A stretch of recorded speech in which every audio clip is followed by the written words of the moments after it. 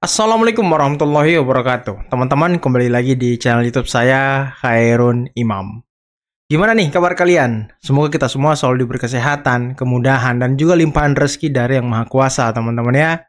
Nah, di video kali ini kita akan melihat bagaimana pidato yang sangat luar biasa dari Menteri Keuangan Republik Indonesia, Ibu Sri Mulyani, yang sepertinya beliau ini memberikan pelajaran penting, memberikan semacam stimulus-stimulus positif kepada para mahasiswa yang selama ini selalu teriak hutang negara, rakyat makin sengsara, negara makin kacau, hutangnya banyak. Nah, ini Ibu Sri Mulyani memberikan mereka penjelasan yang sangat luar biasa, teman-teman, agar pemahaman mahasiswa ini ya semakin lurus dan juga semakin positif. Oke teman-teman, sebelum kita mulai videonya, jangan lupa like, subscribe, dan share. Dan tanpa perlu berlama-lama lagi, mari kita mulai videonya berikut ini. Makanya saya tuh sering kalau orang bicarakan juga another issue yang sangat seksi untuk mahasiswa itu masalah utang kan. Anda lebih seneng ngomong utang daripada barang. Karena orang ngomongin utangnya dia tidak lihat kayak koin, itu kan dua sided, ada dua sisi.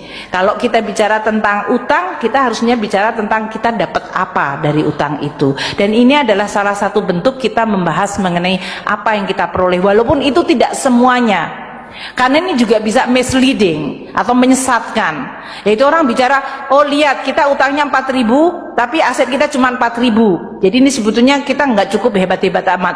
Ada aset yang kita tidak valuasi. Aset apa? Ya ini tadi Pak Dokter Eko, Ibu Doktor, Gajah Mada yang membuat Anda menjadi sarjana, kemudian jadi inovator. Memangnya investasi di bidang sumber daya manusia kita valuasi di aset ini? Nggak ada. Tapi ngabisin banyak duit, banyak banget. Berapa pengeluaran anggaran pendidikan kita? 440 triliun. Berapa untuk infrastruktur? 400 triliun juga. Tapi yang dibukukan menjadi utang dan kemudian yang dibukukan menjadi barang milik negara cuman yang 400 triliun infrastruktur. Yang 440 triliun education nggak dibukukan semua kecuali kalau kita bangun sekolah. Tapi bayar gaji guru, bayar gajinya Pak Rektor, nun sewu Pak Rektor, gajinya para itu kan tidak masuk dalam aset kita, dan kemudian menyebabkan Universitas Gajah Mada punya banyak sekali prestasi. Itu adalah aset yang intangible, yang tidak berwujud dan tidak kita masukkan. Dia masuk dalam kekayaan negara tapi kita tidak value dalam bentuk barang milik negara. Saya mohon mahasiswa UGM untuk bisa ikut menjelaskan pada saat debat mengenai utang. Jangan biarkan mereka hanya bicara tentang utang, bicarakan sisi aset satunya lagi, dan sisi asetnya tidak hanya BMN tapi yang intangible. Saya bukan mau mendefense, tapi saya ingin negara kita itu menjadi negara yang mampu bicara secara penuh, sehingga kita tidak melihat hanya satu sisi dan terseret kepada satu ekstrim tanpa melihat konteks. Karena kita sebagai intelektual, tugas kita semua adalah membawa Indonesia menjadi lebih baik. Lebih baik itu artinya kita mengeduket dan menempatkan isu di dalam konteks yang benar. Perdebatan mengenai perlu utang atau nggak utang, defisit harus sekian, itu boleh dan harus. Namun jangan dibuat hanya satu sisi. Karena perdebatan harus betul-betul sesuai dengan kebutuhan kita sebagai negara.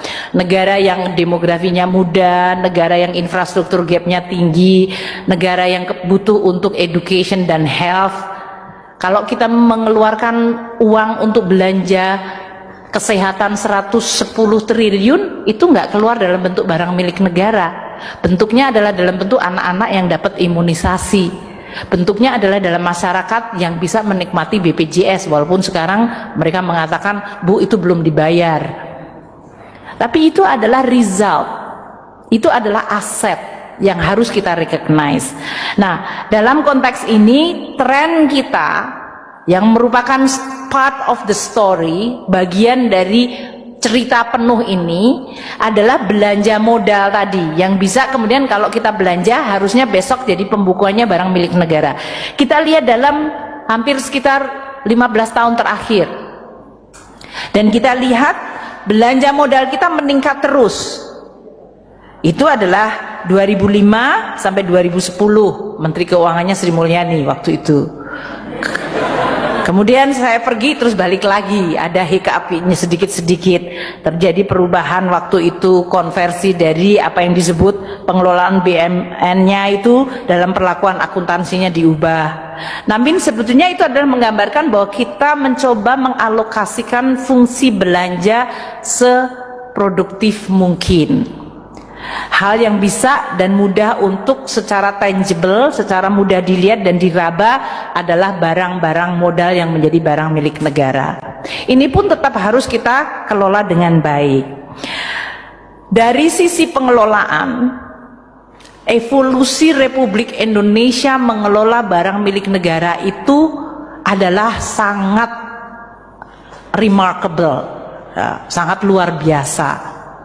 Coba kita lihat statusnya pengelolaan BUMN kita yang diaudit oleh BPK. Mulainya Republik Indonesia tadinya nggak punya neraca, jadi barang milik negara pun tidak diadministrasikan, tidak direkod. Kita asal bangun, waktu Pak Harto 30 tahun bangun banyak sekali, nggak ada pembukuannya. Jadi waktu kemudian terjadi krisis, kemudian kita punya undang-undang keuangan negara dan perbendaharaan negara, kita baru mulai membangun neraca keuangan. Disitulah baru kita mulai muncul, oh mari kita membukukan dan merekod. Pertama mengadministrasikan, masukkan dulu dalam buku. Karena dulu sering sekali, saya nggak tahu, Anda semuanya mahasiswa masih sangat muda. Kalau zaman kami sebagai baby boomer, saya sering sekali ada universitas bangun perumahan dosen, itu tanahnya milik negara dibangun, kemudian dosennya sudah pensiun, dosennya sudah meninggal, itu masih dimiliki oleh dosen itu tanpa kejelasan apakah barang itu dihibahkan atau tidak, sehingga di universitas masih masuk dalam pembukaan universitas, tapi sebetulnya ini sudah dipakai oleh dosen dan anak cucunya. Itu banyak sekali barang milik negara. Belum lagi kalau dulu tanah-tanah, kalau menterinya lagi seneng, oh saya kepengen jual tanah, saya jual tanah saja, karena dulu nggak pernah ada pengadministrasian, sehingga banyak sekali Republik itu kehilangan cukup banyak aset-aset strategis.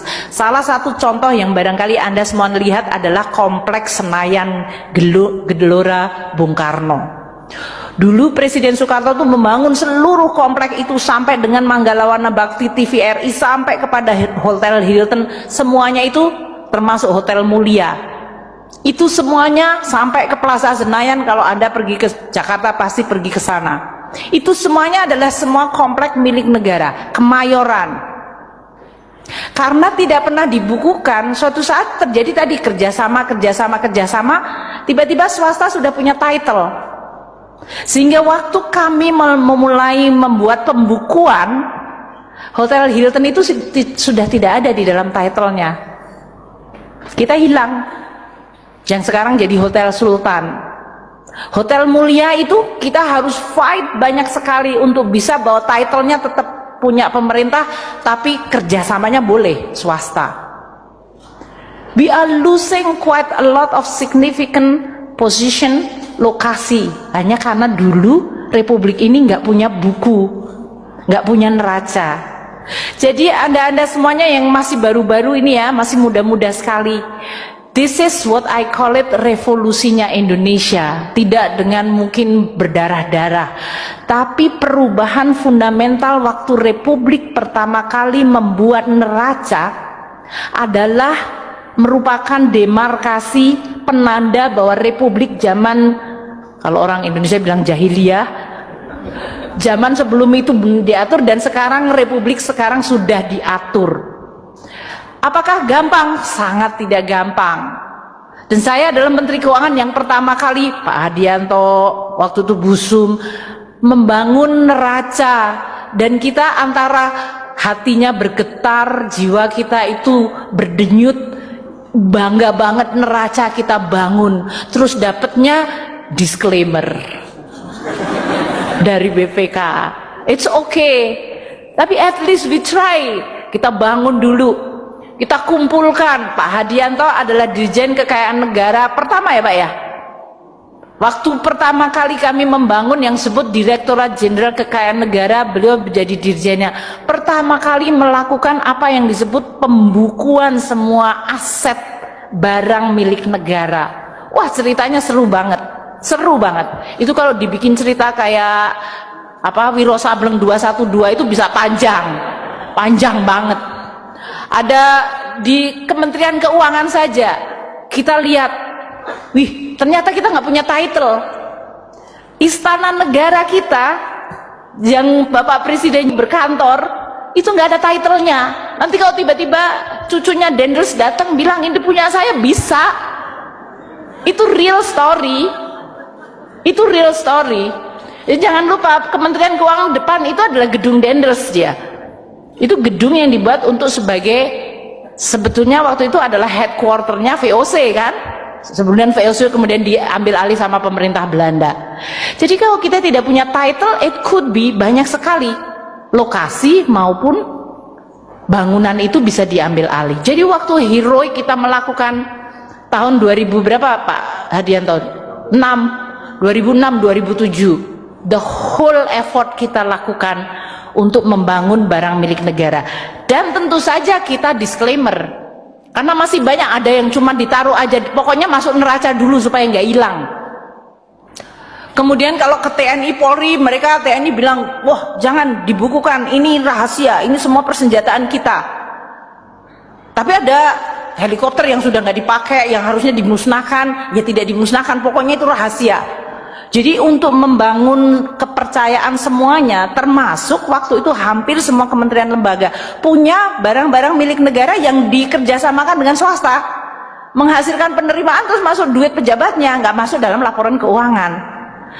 Jadi teman-teman mahasiswa di sini ya, 2006, 2007 ke 2018 sekarang, it is only 10 or 12 years. Waktu saya jadi Menteri Keuangan yang pertama, within this 12 years sebetulnya this republic has an revolusi yang sangat luar biasa besar di dalam pengelolaan barang milik negara. Dan itu bertahap. Waktu itu setiap kementerian negara sampai kita kulon nuwun datengin bilang, Mbak, kita harus lakukan. Bayangkan dulu jalan kita nggak pernah inventorize. Kita nggak pernah tahu kita udah bangun berapa jembatan, kita nggak tahu berapa sekolah kita bangun, universitas pun kita nggak tahu. Ada universitas kompleksnya sudah nggak tahu digrogotin sama entah siapa, tiba-tiba hilang, colak sini, coek sini. Itu terjadi. Maka kalau sekarang kita ini sudah WTP, kelihatannya gambar tangganya indah itu ya, merah kuning hijau, saya nggak tahu merah kuning hijau di langit yang biru, mestinya gitu. Tapi itu menggambarkan the evolution dari kita. Sekarang kita sudah masukkan dalam, sudah divaluasi, sudah diadministrasikan, dan bahkan saya minta sekarang adalah pemanfaatan. Nah teman-teman, itulah tadi pidato yang sangat luar biasa dari Menteri Keuangan Republik Indonesia Ibu Sri Mulyani terkait dengan hutang negara. Ya, ini mungkin sebuah isu yang terus-menerus menjadi gorengan dari para pembenci seperti Rocky Gerung, Roy Suryo, Said Didu, dan kawan-kawannya yang selalu mengatakan bahwa Indonesia berhutang ke Cina, Indonesia sedang digadaikan ke Cina, Indonesia sedang dijual ke Cina, dan lain sebagainya. Itulah ujaran-ujaran kebencian yang terus-menerus dilontarkan oleh para pembenci, teman-teman. Dan itu juga yang terus diserap oleh kaum mahasiswa yang seharusnya mereka ini menjadi penyeimbang antara pembenci dan pemerintah. Harusnya mahasiswa ini bisa lebih objektif dalam menilai, dalam memandang sebuah persoalan, utamanya hutang negara. Dan semoga ya video ini bisa mencerahkan mereka, teman-teman, utamanya kaum-kaum intelektual katanya yang selalu turun ke jalan, yang selalu teriak-teriak, demo, aksi, dan segala macam terkait hutang negara. Katanya Indonesia ini udah hancur, udah mau krisis dan segala macam karena hutangnya banyak. Ya gimana teman-teman ya, tadi penjelasan Ibu Sri Mulyani sudah sangat mewakili lah apa yang sedang dijalani dan apa yang sedang dilakukan oleh pemerintah terkait dengan hutang negara. Ya semoga dengan video ini bisa mencerahkan mereka ya, dan bisa kembali ke jalan yang benar tentunya. Oke teman-teman, mungkin cukup sekian dulu video kali ini. Jangan lupa like, subscribe, dan share videonya. Akhir kata, billahi taufiq wal hidayah. Wassalamualaikum warahmatullahi wabarakatuh.